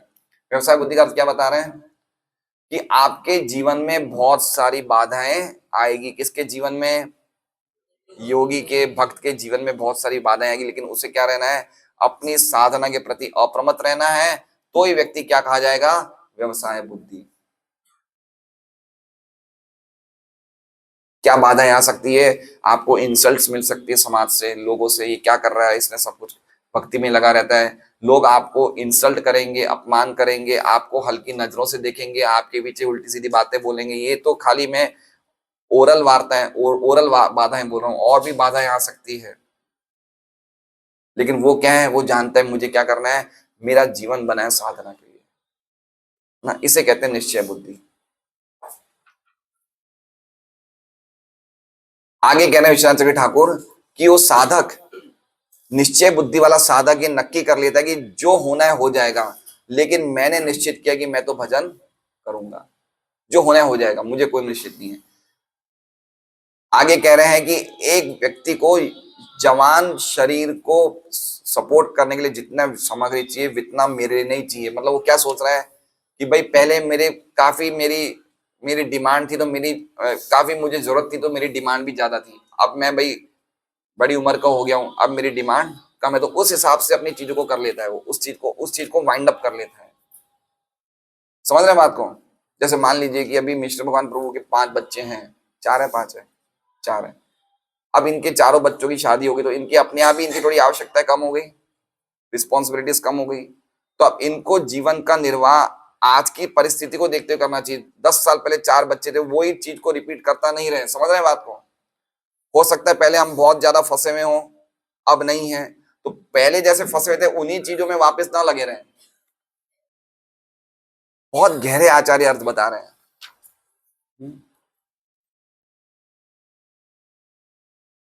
यद्यपि अलग अलग तरीके हैं शरीर के निर्वाह के लिए लोग, लेकिन व्यक्ति साधक को उसके लिए प्रयास नहीं करना चाहिए, क्योंकि इन प्रयासों में उसको बहुत परिश्रम होता है। वो क्या परिश्रम होता है? धनी लोगों की पूजा करना। क्या जबरदस्त बताया, क्या कह रहे हैं भाई? कोई व्यक्ति कहीं नौकरी करेगा तो धनी व्यक्ति के करेगा, धनी व्यक्ति की 10 बातें सुननी पड़ेगी, नहीं सुननी पड़ेगी? तो कह रहे हैं धनी व्यक्ति की पूजा करने में बहुत गड़बड़ है इसमें, इसलिए ऐसा परिश्रम मत करना। आगे कह रहे हैं ये तो वैसा ही हो गया जैसे चबाई हुई चीज को वापस चबाना। तो अद्भुत विश्वनाथ चक्रवर्ती ठाकुर की टीका है। अब हम प्रभुपाद जी की टीका पढ़ते हैं। प्रभुपाद जी की टीका लंबी टीका है, लेकिन बहुत ही जबरदस्त टीका है।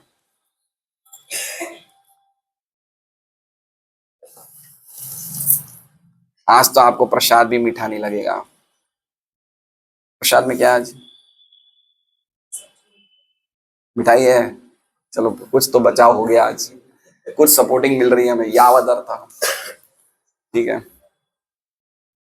तात्पर्य, भागवत धर्म या श्रीमद् भागवत की विचारधारा सकाम कर्म के मार्ग से सर्वथा पृथक है। देखिए सबसे पहले प्रभुपाद क्या कह रहे हैं, हम कौन से मार्ग पे, भागवत मार्ग पे। अब हम सकाम कर्म के मार्ग पे नहीं है। इसलिए जो सबसे पहले प्रभुपाद ने कहा, इसलिए जो जितने भी श्लोक है 7वें श्लोक तक, इसमें कर्म कांड को रिजेक्ट किया है, सकाम कर्मों को रिजेक्ट किया है और मुक्ति के मार्ग को ही श्रेष्ठ बताया है। आप उसी मार्ग पे चलो, प्रवृत्ति धर्म मार्ग में मत चलो, निवृत्ति मार्ग पे ही चलो। क्योंकि भक्त ऐसे सकाम कर्मों के मार्ग को समय का अपव्यय मात्र मानते हैं। ऐसा हमने देखा है कहीं? आप भागवत में देख लीजिए, कितने बड़े बड़े राजाओं ने समय से पहले ही सब कुछ छोड़ दिया। अच्छा, अगर आप लोग ये बोलेंगे ये तो 5000 10,000 हजारों साल पहले की बात है, अभी का कुछ एग्जाम्पल बताओ तो रूप गोस्वामी देख लीजिए, त्यक्त्वा तूर्णम अशेष मंडलपतिम। अशेष मंडलपति थे, मंडलपति वाला समझ है, गवर्नर थे वो। मंडलपति, मंडल मतलब एक स्थान के पूरे वो स्वामी थे। अशेष मतलब इतना उनके पास धन था, लेकिन क्या कर दिया, त्यक्त्वा तूर्णम, उसे घास की तरह छोड़ दिया। स्वेच्छा से गरीबी स्वीकार करी। किन्होंने? रूप गोस्वामी, सनातन गोस्वामी ने स्वेच्छा से, अपनी इच्छा से दरिद्रता स्वीकार करी। क्यों करी? क्योंकि अंदर उन्हें कुछ धन मिल रहा था। क्या मिल रहा था? धन मिल रहा था। कोई व्यक्ति को अंदर जब धन मिलता है ना, तो ही वो भारी रूप से सादगी वाला जीवन जी सकता है। अगर अंदर धन नहीं मिल रहा हो तो भारी रूप से सादगी वाला जीवन नहीं कर सकता है। इसलिए ये पूरे श्लोक जो हम पढ़ रहे हैं, ये सब सादा जीवन उच्च विचार पे प्रेरित है। जितना ज्यादा हम सिंपल रहेंगे, जितना ज्यादा हम लोग किसे कहते हैं ना कि बिल्कुल मिनिमम नेसेसिटीज में रहेंगे, उतना हमारी भक्ति को पोषण मिलेगा। अच्छा, आप कहें रूप गोस्वामी वाली भी 500 साल पुरानी बात है, और कोई नया उदाहरण दीजिए। तो कल ये सब प्रभु जी आते, ये सब नए उदाहरण नहीं है हमारे लिए, नहीं है, हमारे सामने ही है ना, कोई पुराने तो है नहीं। अब ये यूपी के रहने वाले थे, ये अफ्रीका चले गए प्रचार करने, थे ना ये उमापति प्रभु कल आए, वक्रेश वो गुड़ाकेश प्रभु को देख लीजिए, 35-40 साल में उन्होंने तो अपना हीरे का व्यापार छोड़ दिया, तो पूरे टाइम भक्ति करते हैं। तो ये हमारे सामने उदाहरण है नहीं है। इंद्रद्युम्न महाराज अपनी क्लास में कह रहे थे, अभी विशु में कह रहे थे कि मैंने वृंदावन में काफी ऐसे संत देखे जो रोज 192 माला करते हैं। कितनी माला? 192, मतलब वही हरिदास ठाकुर जी, 3 लाख नाम। तो बोले कि बीच बीच में उनको कुछ खाना होता है तो अपने आप आसपास के गांव वाले कुछ ना कुछ उनको भोजन दे रहे थे। तो मैंने ये सोचा, महाराज ऐसे बोल रहे थे, मैंने ये सोचा कि इनको 192 माला करने में कुछ तो अंदर मिलता होगा ना, ऐसे कोई कर सकता है क्या? तो वही मैं कह रहा हूं, अंदर से जब तक हमें संतुष्टि नहीं रहेगी तब तक हम बाहर से त्याग नहीं सकते। और अंदर से संतुष्टि कब रहेगी? जब तक हम अच्छी तरह से हरे कृष्णा कृष्णा कृष्णा हरे हरे, हरे राम राम राम हरे। और ये कब अच्छी तरह करेंगे? जब हमारे पास टाइम होगा। और टाइम कब होगा? जब हम यावत अर्थ, सब कुछ कनेक्टेड है भाई जी। अरे भाई जी, यहाँ की यहाँ बात कर रहे हो थे, आज तो थे बड़ी उल्टी उल्टी बात कर रहे हो। अब तो आगे देखिए कल क्या होगा। कल वाले स्टॉक में तो अब आइएगा ही मत, नहीं तो फिर तो सारा ब्रह्मांड यूं यूं कहे कि सारा भौतिक अस्तित्व जगत के रूप में गतिशील है, ताकि योजना बनाने के लिए मनुष्य की स्थिति अत्यंत आरामदेह या सुरक्षित बनी रहे। यद्यपि सभी लोग देखते हैं कि संसार न तो आरामदेह है न सुरक्षित, और विकास की किसी अवस्था में ऐसा हो भी नहीं सकता। जो लोग भौतिक सभ्यता की भ्रामक प्रगति से मोहित हैं, वे निश्चय ही पागल हैं। प्रमथ का अर्थ बता रहे हैं। हम किससे मोहित हैं? बड़ी बड़ी बिल्डिंग हैं, बड़े बड़े घर हैं, है ना। हम देखेंगे दुबई की बहुत बड़ी बिल्डिंग है, बुर्ज खलीफा, और इतनी बड़ी बिल्डिंग है, हमें भी जाएंगे वहां पे। ये सब नामों की दुनिया से हम मोहित है। ये क्या है? नाम। आज का टाइटल का नाम अजय को बोलते हैं, नामों की दुनिया। हम लोग किससे मोहित हैं? नामों की दुनिया से। ये है, वो है, इससे हम मोहित हैं। ये सारी भौतिक सृष्टि केवल नामों की जादूगरी है। वास्तव में ये पृथ्वी, जल, अग्नि जैसे पदार्थों से बनी मोहनी वाली सृष्टि के अतिरिक्त और कुछ भी, अल्टीमेटली चीजें क्या है? अग्नि, जल, वायु, ये तो चीजें हैं। इनके कितने सारे नाम हो गए हैं। तो नामों की जादूगरी और कुछ नहीं है। इमारतें, अब प्रभुपाद थोड़े उदाहरण दे रहे हैं 5 चीजों के। इमारतें, साज सामान, कारें, बंगले, मिलें, फैक्ट्रियां, उद्योग, शांति शांति को भी बोल रहे हैं, युद्ध या परमाणु शक्ति तथा इलेक्ट्रॉनिक जैसी भौतिक विज्ञान की सर्वोच्च सिद्धियां भौतिक तत्वों तथा तीनों गुणों की मिली-जुली प्रतिक्रिया के मोहक नाम के अतिरिक्त और कुछ नहीं है। ये खाली नाम ही है और कुछ नहीं। नाम ही इतने मोहने वाले। जैसे मान लीजिए अभी मान लीजिए मैं 100 को बोलूं, मैं आज आपको एप्पल का आईफोन दूंगा, ये बड़े खुश रहेंगे, अरे आईफोन मिल रहा है मुझे।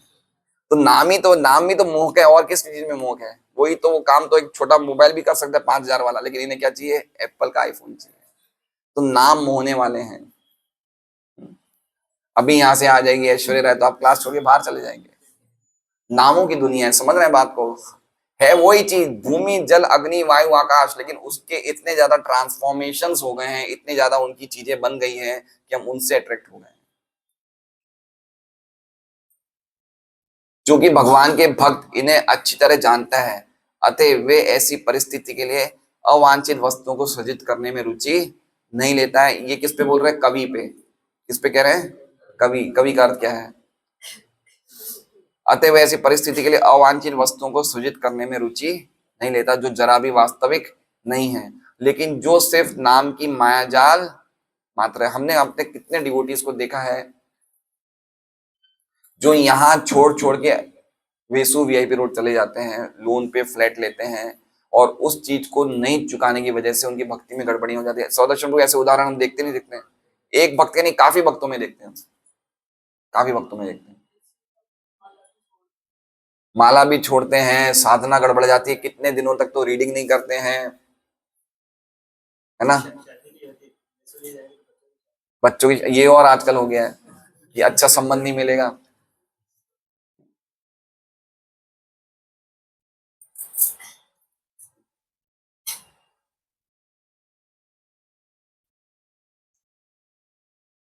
जो जरा भी वास्तविक नहीं है, लेकिन जो सिर्फ नाम की मायाजाल मात्र है, जिनका महत्व समुद्र के तरंगों के बुलबुलों से अधिक नहीं है। बड़े बड़े राजनेता तथा सैनिक राजा नेता तथा सैनिक एक दूसरे से इसलिए लड़ते हैं जिससे इतिहास में उनके नाम अक्षुण अक्षुण मतलब क्या होता है? हाँ हाँ, अच्छा, अक्षुण बने रहे, किंतु वे कालक्रम में भुला दिए जाते हैं और वे इतिहास में एक दूसरे युग को स्थान दे सकते हैं। समझ रहे हैं बात को? देखिए, एक नए युग को स्थान दे रहे हैं। अब आप समझ लीजिए 1970 से लेके 1990 है, ये 20 सालों में जो जो हीरो हुए थे, आज जो जो महान व्यक्ति थे, वो भुला दिए गए? नहीं भुला दिए गए? JRD टाटा, GD बिरला या मुरारजी देसाई हैं, सब चीज चेंज हो जाती है, इनको कोई याद नहीं करता है। ये पूरा का पूरा युग ही चेंज हो गया। उस युग में जो भी बड़े बड़े व्यक्ति थे वो पूरे के पूरे धूल में मिल गए। अब कोई उन्हें याद नहीं करने वाला है। हाँ, मर गए क्या? तो समझ रहे हैं बात को? सही बात है। ये हीरोज उस टाइम मुझे अच्छे से याद है, हम लोग जब स्कूल में पढ़ते थे तो राजेश खन्ना की फोटो लेके लड़कियां तकिए के नीचे लेके सोती थी। हाँ, तकिए के नीचे किसकी फोटो रखती थी? ये नामों की दुनिया है। आप भी रखते थे? हाँ, हमारे अरविंद जी बैठे हैं अभी तो मतलब तो ये ऐसी होती है नामों की दुनिया, है ना? लोग अब कौन याद करता बताइए? राजेश खन्ना कौन याद करेगा? हो गया खत्म, वो युग ही पूरा बदल गया, पूरा युग ही चेंज हो गया। ये बहुत गंभीर बातें बताई जा रही है। एक पूरा पूरा पूरा एक टाइम ही चेंज हो जाता है। तो इसलिए कह रहे हैं कि एक इतिहास में एक दूसरे युग को स्थान दे देते हैं। अब ये युग चल रहा है, ये युग भी एज इट इज, हम लोग कहाँ जाएंगे, कैसे रहेंगे, कुछ सब भुला दिया जाएगा। अभी हमारे दादाजी परदादाजी कौन, अब हम लोग श्रद्धांजलि कुछ देते हैं, श्राद्ध के टाइम पे उनको याद करते, बाकी कोई टाइम याद नहीं करते। सब भूल भाल गए सब लोग। ये खाली नामों की जादूगरी और कुछ नहीं है। पॉइंट ये कहने का है कि और कुछ भी नहीं है यहाँ पे। कोई प्रकार का अट्रैक्शन, कोई प्रकार की नई चीज नहीं है, वही चीजें रिपीट हो रही है। कोई भी अट्रैक्शन नहीं है यहाँ पे। आप समझिए, भक्ति में अगर आप प्रगति करोगे ना, तो भगवान की भक्ति में जो सुख मिलेगा ना, वो सुख इतना इतना जबरदस्त होगा, इतना प्योर होगा कि आपका अपने आप ही मन नहीं करेगा इन चीजों में जाने का, अगर वास्तव में आप गंभीरता से भक्ति कर रहे हो। ये चीजें आपको अपील ही नहीं करेगी, आपको मतलब आपको आकर्षित ही नहीं करेगी, अगर हम वास्तव में गंभीर भक्ति कर रहे हैं तो। लेकिन अगर हम लोग ढंग से भक्ति नहीं कर रहे तो हमारा तो फिर ये भी आकर्षित कर रही है भक्ति भी, यहाँ भी हमारा मन लग रहा है, तो हमारी स्थिति बहुत दयनीय हो जाती है। लेकिन उसके लिए हमें टाइम चाहिए, समय नहीं है आज हमारे पास। लेकिन भक्त समझता है कि इतिहास तथा ऐतिहासिक व्यक्ति जिस तरह क्षणभंगुर समय की उपज है, किस तरह क्षणभंगुर समय की उपज है, सकाम कर्मी को संपत्ति, स्त्री तथा भौतिक मान सम्मान की चाह होती है, किंतु जिन्हें वास्तविकता का ज्ञान है वे ऐसी मिथ्या वस्तुओं में तनिक भी रुचि। अब देखिए, ये 3 लाइन पे राधा गोविंद महाराज ने बहुत ही स्ट्रॉन्ग स्टेटमेंट बोला था, और मैं चाहता हूं कि ये स्टेटमेंट सुनने से पहले आप आंख कान बंद कर लो। क्या बंद कर लो? मैंने आज ही सुना परम पूज्य राधा गोविंद महाराज ने क्या कहा इस पे, कि व्यक्ति के सबसे बड़े शत्रु 2 कौन हैं? स्त्री और पुत्र। उन्होंने कहा, ये मैं आपको सुना दूंगा अगर आपको ऐसा हो तो, कि भाई आप तो नहीं बोल रहे ना, मैं उन्होंने बोला कि उनके सबसे बड़े शत्रु कौन होते हैं? स्त्री और पुत्र, और वो ही सबसे बड़ा उन्हीं 2 चीजों में वो अटैच रहता है। अब उन्होंने बताया कैसे। उन्होंने कहा कि जैसे पुत्र होता है, जैसे एक आपके घर में डाकू आया, डाकू ने कुछ सामान आपका लूट लिया, तो आपको कितना गुस्सा आता है, और पुत्र को तो आप पूरी संपत्ति दे देते हो। सही बात है। डाकू कम से कम आपकी जमीन जायदाद तो नहीं ले गया, सामान ले गया। पुत्र को आप क्या देते हो? आप जमीन जायदाद सब दे देते हो पुत्र को। भाई काम तो दोनों एक ही कर रहे हैं। क्या कह रहे हैं? काम तो एक ही कर रहे हैं। एक ने जबरदस्ती ले लिया, एक को आपने खुशी से दिया, लेकिन चीज तो वही होगी, आप अपनी चीज उसको ट्रांसफर कर रहे हो, तो काम तो वही है। तो कैसे स्ट्रॉन्ग स्टेटमेंट हमारे आचार्य और बोलते हैं। तो ऐसे ही स्ट्रॉन्ग स्टेटमेंट हमें समझना चाहिए। और भागवत में भी लिखा है, स्वजन आख्य दस्यु, ये लिखा है स्वदर्शन प्रभु, आपने पढ़ा है?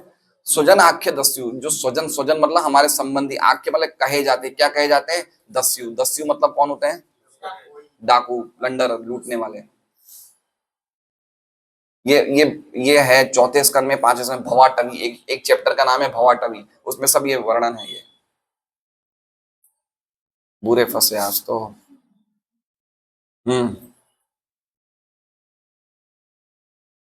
उनके लिए समय का अपव्यय मात्रा है, चूंकि मनुष्य जीवन का प्रत्येक क्षण महत्वपूर्ण है, अतः प्रबुद्ध व्यक्ति को समय का उपयोग करने में काफी सतर्क रहना चाहिए। इस भौतिक जगत में सुख की योजना बनाने की शोध में विनष्ट मानव जीवन का एक पल भी कभी वापस, है ना, चाणक्य पंडित कहते हैं, एक क्षण आपका चला गया तो करोड़ों करोड़ों सोने की अशर्फियों से भी वो वापस नहीं आ सकता। इतना कीमती है एक क्षण भी।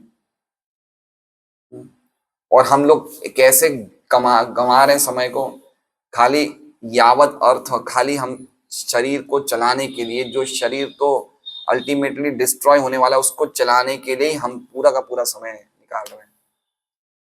ऐसे कैसे भक्ति होगी? मेरी बात समझिए, जब क्षणभंगुर चीजों के लिए इतना प्रयास करना पड़ता है, तो क्या परम सत्य के लिए बिल्कुल प्रयास नहीं करना पड़ेगा? कुछ तो करना पड़ेगा। अब वो हमें प्रोसेस बहुत इजी बता दिया कि आप खाली हरे कृष्णा कृष्णा कृष्णा हरे हरे, हरे राम राम, ये प्रोसेस बहुत इजी बता दी है। बाकी प्रयास तो लोग करते, तपस्या जाते थे, हिमालय जाते थे, गुफाओं में बैठते थे, कोई इजी तो था नहीं। लेकिन हमें क्या बता दिया? इतना इजी प्रयास कि निरपराध पूर्वक अगर हम 16 माला करेंगे, 4 नियमों का पालन करेंगे, भक्ति में अच्छी तरह गंभीरता से भक्ति करेंगे, तो हम जा सकते हैं। लेकिन वो भी हमारे में गंभीरता नहीं है, क्योंकि हमारे पास समय नहीं है। विनष्ट मानव जीवन का एक पल भी कभी वापस नहीं मिल सकता, भले ही कोई उसके लिए लाखों स्वर्ण मुद्राएं क्यों ना खर्च करे। अतः ऐसा आध्यात्मवादी जो माया के चंगुल से छूटना चाहता है, उसे यहाँ सचेत किया जाता है कि वो सकाम कर्मियों के बाह्य स्वरूप से, देखिए अब ये लाइन का मतलब समझ रहे हैं? ऐसा आध्यात्मवादी जो माया के चंगुल से, मैंने क्या कहा कि पहले ये श्लोक किन के लिए है? ये अध्यात्मवादियों के लिए ही है श्लोक, ये और किसी के लिए नहीं है ना। इसमें क्या है कि अगर कोई अध्यात्मवादी माया के चंगुल से छूटना चाहता है तो उसे सचेत किया जाता है कि वो सकाम कर्मियों के बाह्य स्वरूप से मोहित ना हो। मतलब हम लोगों को भी ध्यान रखना चाहिए कि हम कहीं जा रहे हैं, कोई बड़े घर में जा रहे हैं, तो हम उसके ऐश्वर्य को देख के हम मोहित ना हो जाए। मनुष्य जीवन कभी भी इंद्र तृप्ति के लिए नहीं बना है, वो तो आत्म साक्षात्कार के लिए मिला है। श्रीमद् भागवत में आदि से अंत तक इसी विषय का उपदेश मिलता है ना।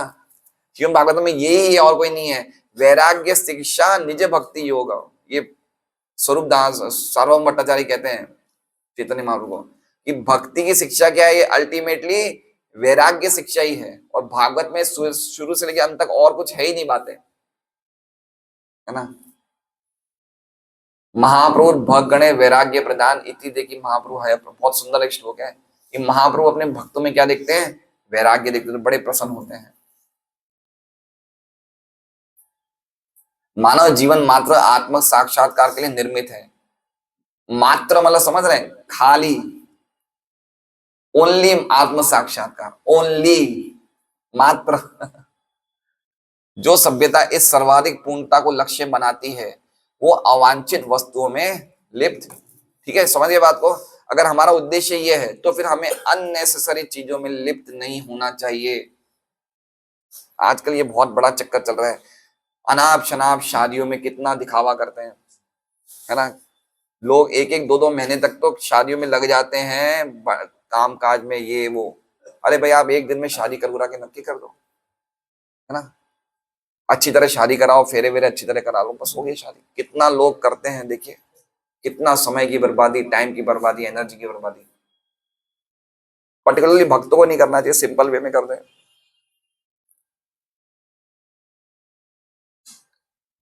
और ऐसी पूर्ण सभ्यता मनुष्य को जीवन की न्यूनतम आवश्यकताएं स्वीकार करने के लिए या बुरे सौदे का सर्वोत्तम उपयोग करने के सिद्धांत का पालन करने के लिए तैयार। अभी बुरे सौदे का सर्वोत्तम उपयोग पता चल गया क्या है ये? बुरे सौदे का सर्वोत्तम उपयोग, best use of the bad bargain. हाँ, ये शरीर बुरा सौदा है, ये शरीर बुरा सौदा है। मतलब हमने जब व्यापार किया तो हमने नुकसान हो गया, तो हमें क्या मिल गया, शरीर मिल गया। मतलब अच्छा सौदा नहीं है, बुरा सौदा। मतलब समझ रहे हैं, सौदा करते हैं ना हम लोग, व्यापार करते हैं एक हल्की क्वालिटी चीज, हमने दिए कितने रुपए, 1000 रुपए, और हमें चीज कितनी मिल गई, 100 रुपए की। बुरा सौदा हुआ नहीं हुआ? तो शरीर मिलना क्या हो गया, ये बुरा सौदा। ये एक्चुअली में हमें आवश्यकता नहीं थी, लेकिन कैसे ना कैसे मिल गया। अब क्या कह रहे हैं, इसका सर्वोत्तम उपयोग कर लो भाई। अब जो मिल गया चलो उसे फेंको मत भाई। अब 100 रुपए की चीज में घर में रखो, कुछ ना कुछ तो काम आएगी, है ना। तो उसी तरह से अब शरीर मिल गया तो क्या करो भैया, फिर फेंकोगे कैसे, नहीं, अब लगा दो इसे सेवा में, बस। ये हो गया बुरे सौदे का सर्वोत्तम उपयोग, सबसे बेस्ट यूज कर लो उसका। उस दृष्टि से हमारे भौतिक शरीर तथा हमारे जीवन बुरे सौदे हैं, क्योंकि जीव वास्तव में आत्मा है और जीव की आध्यात्मिक प्रगति अति आवश्यक है। मानव जीवन इसी महत्वपूर्ण उद्देश्य की प्राप्ति के लिए है।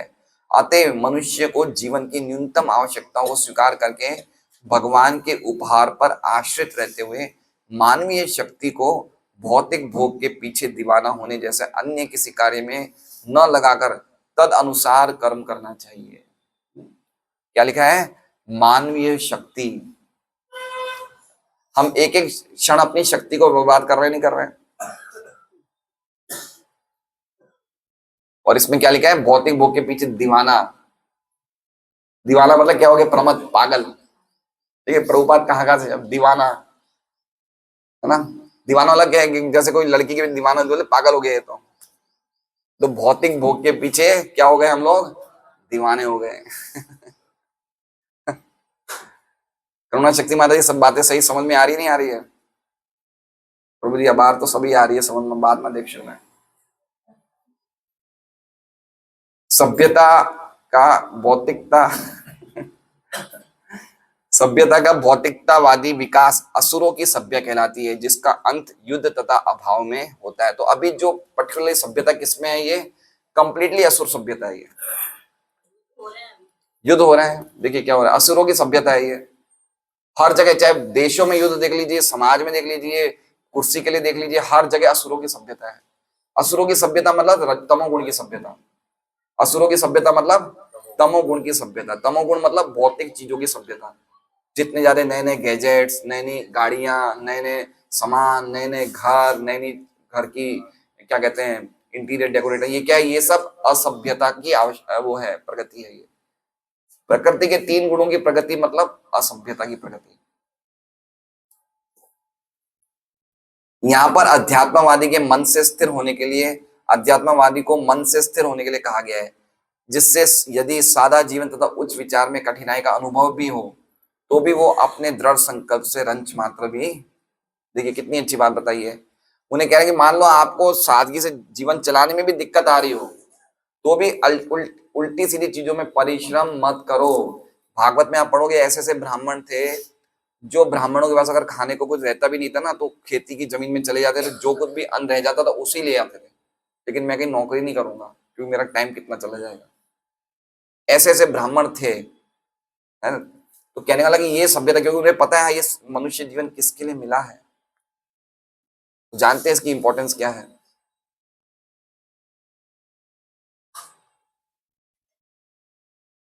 विश्व के इंद्रिय तृप्ति करता विश्व के इंद्रिय तृप्ति करताओं के घनिष्ठ संपर्क में आना आध्यात्मवादी के लिए आत्मघाती नीति है ना? मतलब क्या हुआ? असत संग त्याग। क्योंकि इस नीति से जीवन का चरम लक्ष्य ही विफल हो जाएगा। अब देखिए अब क्या बोल रहे हैं प्रभुपाद। सुखदेव गोस्वामी महाराज परीक्षित से तब मिले जब महाराज को ऐसी भेंट की आवश्यकता थी।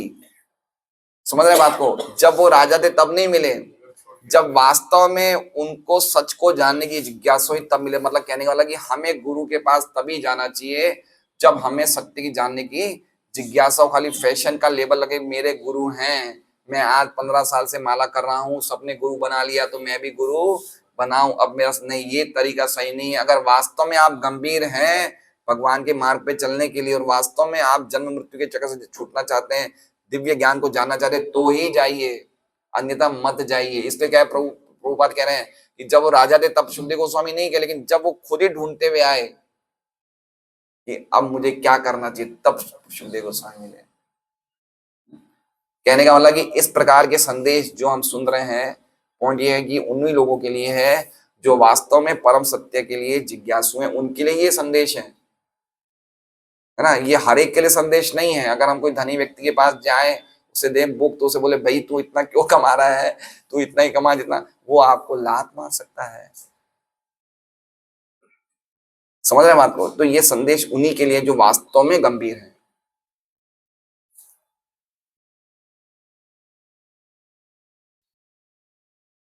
सुखदेव गोस्वामी महाराज परीक्षित से तब मिले जब महाराज को ऐसी भेंट की आवश्यकता थी। अध्यात्मवादी का कर्तव्य है कि असली मुक्ति कामी व्यक्तियों की सहायता करे और मुक्ति के उद्देश्य को, है ना, ये देखिए, एक तरफ शिष्य का कर्तव्य बता रहे हैं प्रभुपाद, एक तरफ गुरु का।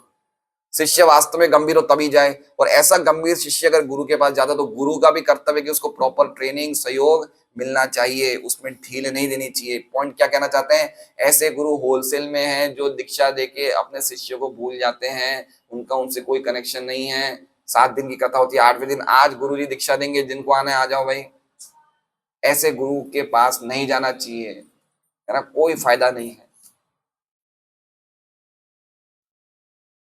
ध्यान रहे कि सुखदेव गोस्वामी महाराज परीक्षित से तब कभी नहीं मिले जब वे महान राजा के रूप में शासन, आप देखिए चैतन्य महाप्रभु प्रताप रूप जैसे नहीं मिलना चाहते थे। बोले मेरा क्या काम है, वो राजा है, मुझे नहीं जानो क्या। सबने कहा अरे वो राजा नहीं, वो आपके महान भक्त हैं। तो चैतन्य महाप्रभु ने क्या उदाहरण दिया कि सांप के ऊपर चाहे कितना ही हीरा डाल दो, सांप जहर मारना थोड़ी बंद करेगा। कह रहे हैं तो जो व्यक्ति अध्यात्म के मार्ग में, उससे धनी लोगों से मिलने से क्या फायदा? वो विभ्रमित हो जाएंगे। वो धन का जो वो लालच है इतना खतरनाक है कि कोई वैरागी से वैरागी भक्ति भी विमोहित हो जाता है। इसलिए कह रहे हैं कि भाई सुखदेव गोस्वामी तब तक नहीं मिले जब तक वो राजा थे। अध्यात्मवादी के लिए कार्य प्रणाली की पद्धति की विवेचना अगले श्लोक में। अब वो जो व्यक्ति जिसको बिल्कुल ऐसे ही मिनिमम अपना निर्वाह करना है, वो कैसे निर्वाह करे, वो कौन से श्लोक में कही गई है? अगले श्लोक में। इसलिए कल आप लोग आए, इसलिए हम लोग कल थोड़ा प्रीति भोज रखेंगे, इससे आप लोग आ जाएं। अगर हम खिचड़ी रखेंगे तो आप लोग नहीं आएंगे, इसलिए हम लोग क्या रखेंगे, कुछ अच्छी चीज रखेंगे जिससे कि कल का संदेश सुन सके। हरे कृष्णा। श्रीमद् भागवतम की जय। आज का प्रसाद क्या है, किन की तरफ से है? रामाचार्य प्रभु की तरफ से, वो जिनके पौत्र के जन्म दिवस है। आए हैं रामाचार्य प्रभु आपके पौत्र? नहीं आए। तो आज हम रामाचार्य प्रभु को धन्यवाद देते हुए उनके परिवार के लिए प्रार्थना करते हैं कि वो भी धीरे धीरे भक्ति में आए।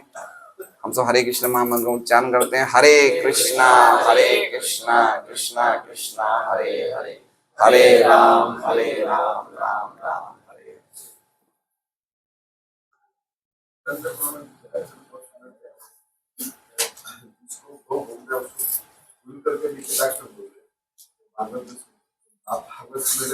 हाँ हाँ हाँ, सही बात है, बिल्कुल सही स्टेटमेंट है।